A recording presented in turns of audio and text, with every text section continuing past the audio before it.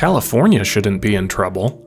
It has some of the most productive farmland in the United States, natural harbors that built major cities before modern infrastructure even existed, and a climate that lets millions of people live along the coast year-round.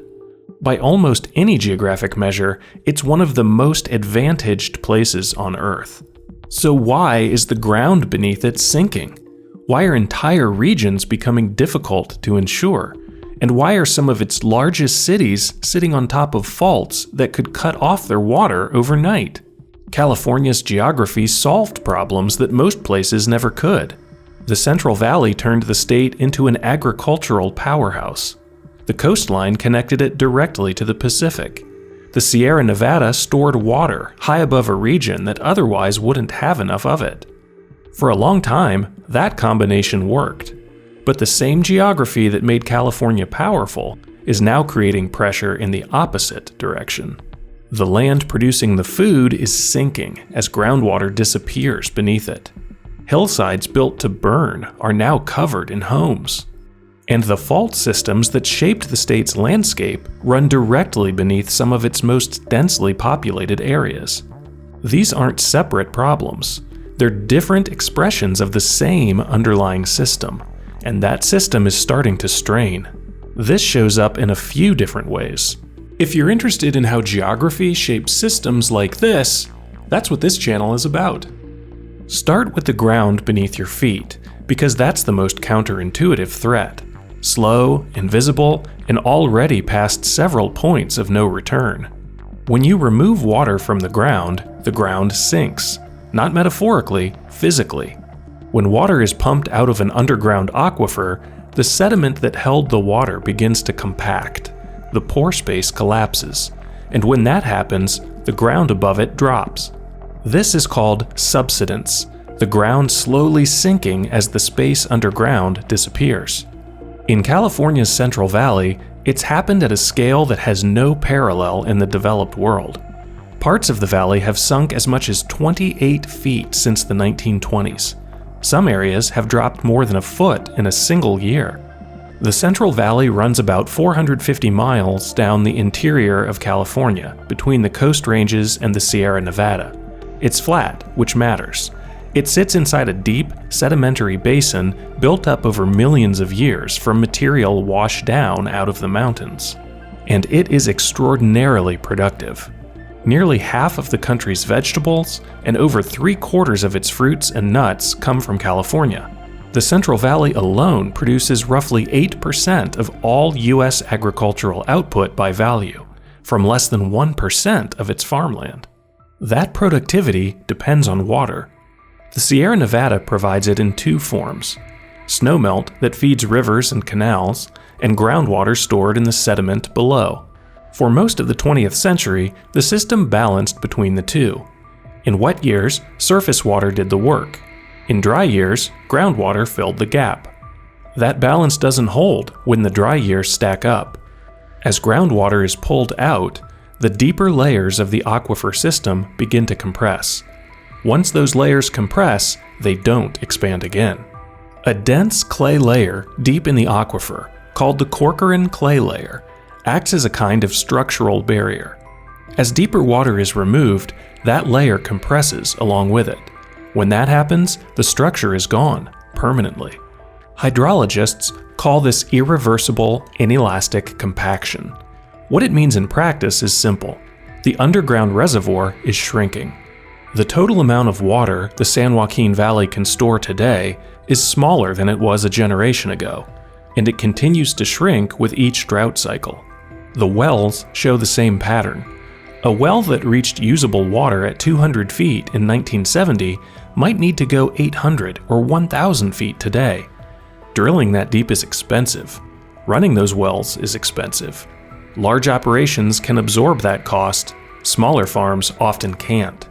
The wells run dry and the farms disappear.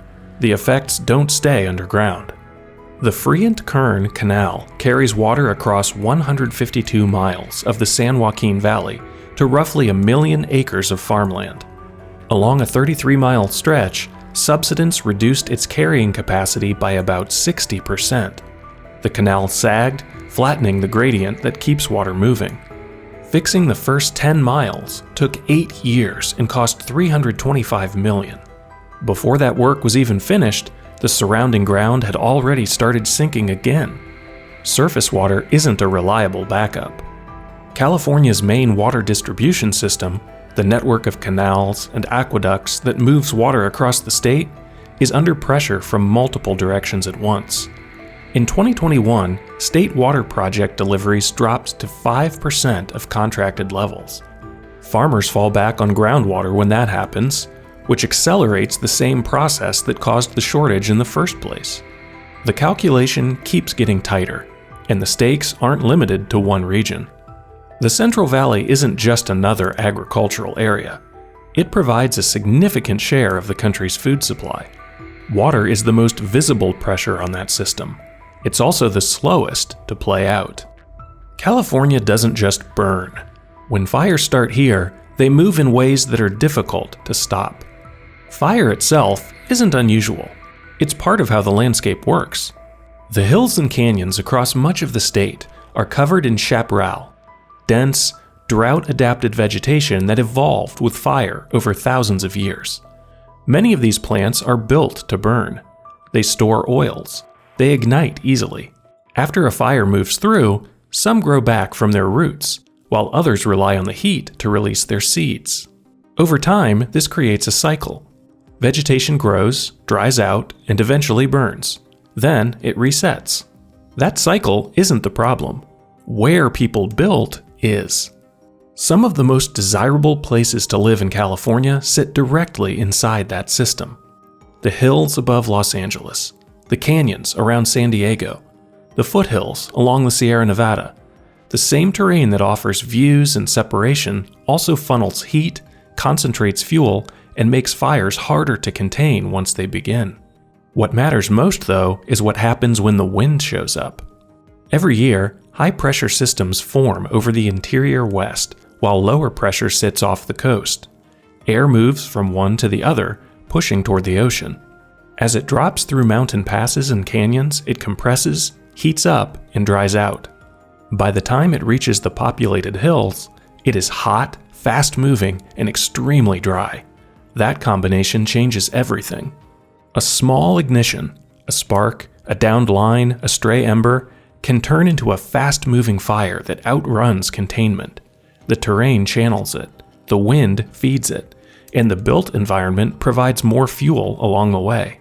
When those conditions line up, the results are extreme.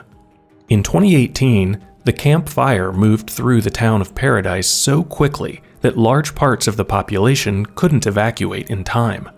Entire neighborhoods were overtaken within hours. In 2025, fires in the Los Angeles region caused hundreds of billions of dollars in damage, making it one of the most expensive disasters in U.S. history. The scale wasn't just about what burned. It reflected how much value now sits inside these high-risk areas. That shift hasn't gone unnoticed. Insurers have been pulling back from the state, not because the risk is unclear, but because it is. The probability of large losses in these areas has risen to the point where pricing that risk no longer works at a level most homeowners can afford. When private coverage disappears, homeowners fall back on the state's insurer of last resort. That system was designed as a safety net for isolated cases. It's now covering a large and growing share of properties across entire regions. Its exposure has expanded rapidly in just a few years, far beyond what it was built to handle. The gap between what the system was designed for and what it is now expected to absorb is widening. That gap isn't really about insurance. It's geography showing up in the insurance market. Fire moves fast. The next threat doesn't, until it does. The most dangerous fault in Los Angeles isn't the San Andreas. That one gets the attention. It runs for hundreds of miles through California and marks the boundary between two tectonic plates that are constantly trying to move past each other. They don't slide smoothly, they lock. Stress builds over time, sometimes for decades, sometimes for centuries. When it releases, it does so all at once. That's an earthquake. The San Andreas is real. it will rupture again. And when it does, the damage will be significant. But it isn't positioned to do the worst damage to the center of Los Angeles.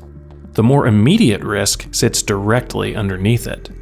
In 1999, geologists identified a fault running beneath the Los Angeles basin using seismic data originally collected by oil companies. It's called the Puente Hills Fault. It doesn't break the surface. There's no visible line across the landscape, no ridge or valley marking where it runs. From above, there's no obvious sign that it exists at all. But it extends for roughly 25 miles beneath some of the most densely populated parts of the region, including downtown Los Angeles. Models of a major rupture on this fault point to a different scale of impact. Thousands of deaths, tens of thousands of injuries, entire sections of the city heavily damaged, hundreds of thousands of people displaced. The timeline is what makes it harder to process. This fault appears to rupture roughly every few thousand years. The last known rupture was about that long ago. There's another fault running across the western side of the basin, the Newport-Inglewood Fault. It passes through areas like Inglewood, Culver City, and Beverly Hills. In 1933, a magnitude 6.4 earthquake along this system caused widespread damage and killed over 100 people. At the time, the region was far less densely built than it is now. The fault is capable of producing a much larger event. It has been relatively quiet for decades. None of this is hidden. The Puente Hills Fault has been studied for more than 2 decades. Large earthquake scenarios have been modeled in detail. The broader seismic risk across Southern California is well understood. What stands out is the gap between that understanding and the way the region has continued to build. The same tectonic forces that shaped California's coastline and lifted the Sierra Nevada are still active beneath it. They didn't stop once the cities were in place, and when they move, the effects don't stay contained to buildings. Southern California depends heavily on imported water. Aqueducts carry it across long distances, crossing major fault lines along the way. A large rupture doesn't just damage structures, it breaks the systems that keep the region functioning. Water supply is one of them. In a major earthquake scenario, multiple crossings of these aqueducts fail at the same time. Repairs take time, in some cases a long time. And the region those systems serve does not have the capacity to replace that supply locally. The risk here isn't just the initial event, it's what follows. Because the same geography that built California, the plate boundary, the uplift, the terrain, is still active underneath it, and it hasn't finished moving. Each of these threats, subsidence, fire, seismic risk, has always existed as part of California's landscape.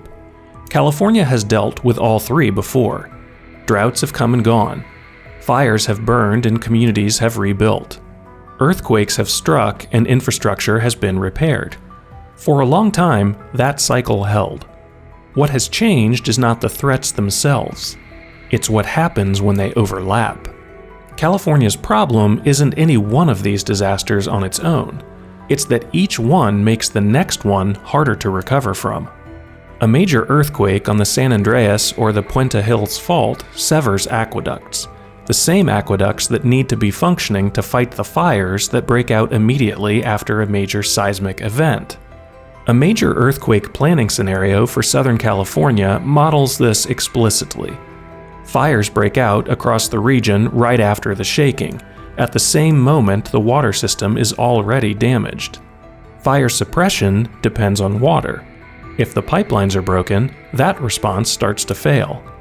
Drought pushes the system in the same direction. When reservoirs are already low, there is less buffer available to absorb disruptions from an earthquake or a major fire. A region entering a crisis with full storage has options. A region already under strain does not. Wildfire feeds back into that system. When a hillside burns, the vegetation that slows and absorbs rainfall is gone. The next storms run off instead of soaking in, carrying debris into reservoirs and reducing their capacity. Less water is captured. More pressure shifts to groundwater. That accelerates subsidence. And subsidence, in turn, damages the canals and infrastructure that move surface water through the system, making it harder to compensate for shortages elsewhere. The system tightens. The financial side moves with it. The losses from a major fire don't just destroy homes. They reduce the capital, insurance coverage, and public resources available to respond to whatever comes next. Each event leaves the system weaker than it was before. These are not separate risks playing out in parallel. They reinforce each other. Water, terrain, and geology are part of the same system, and stress in one part carries into the others. Each failure reduces the margin available to absorb the next one, and over time, that margin starts to disappear. This is the kind of system this channel focuses on. Not individual events, but the structures beneath them. Subscribe for more. Go back to where this started. California is one of the most geographically advantaged places in the world. That hasn't changed. The Central Valley is still extraordinarily productive. The coastline still connects directly to global trade. The same terrain and climate that made California valuable are still there. What has changed is how close the state is now to the limits of what that geography can support. None of these risks were hidden. The depletion of groundwater in the Central Valley has been documented for decades. Fire risk in the hills and canyons was mapped long before most of the current development was built. The major fault systems beneath Southern California have been studied in detail for years. The information was there. What didn't keep pace was how the system was built on top of it. This is what people mean when they talk about a reckoning. Not a sudden collapse, not a single event, but a system where the underlying constraints were always present, and the cost of ignoring them accumulates over time. California didn't run out of luck. It ran out of time to keep operating as if those constraints didn't apply. And the geography is still there. The world has a structure. Let's keep finding it.